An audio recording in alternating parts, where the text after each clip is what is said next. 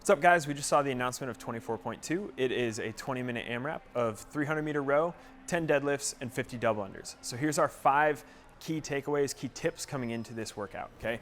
Number 1, run a smooth race, all right? Don't get caught up early, come out too hot, and blow up, right? This is a 20-minute workout. You're not gonna win it in the first 5 minutes. That said, you can come out too slow, and it will be too hard to make up ground. So make sure that you're setting that pace early of what you wanna sustain for the full 20 minutes, okay?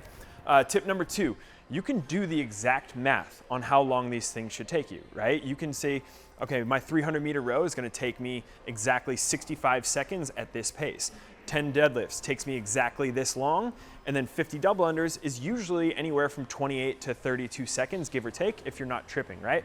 So do the exact math on how long those movements should take you, and then account for a little bit of fatigue, and that's about how long you should be holding per round. Number 3, you should aim for about your 5K pace, okay? We just saw Justin and Colton holding somewhere between a 145 to a 148 pace, which is probably about what they would hold for the duration of a 5K, right? Over half of this workout, time-wise, is going to be spent on the rower, right? If you come out of the gates too hot on that, you're going to blow up, right?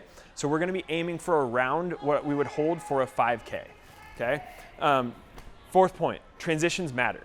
Right? There's a lot of moving pieces, right? You've got 3 different things. You're going from piece to piece to piece and then back to that rower, right? Number 1, don't mess with the foot straps if you don't have to. Number 2, make sure you like your setup. How we would probably set up is we'd set the rower, put the jump rope in the middle, and then put the barbell next to that. You're doing your double unders in between the rower and the barbell, okay?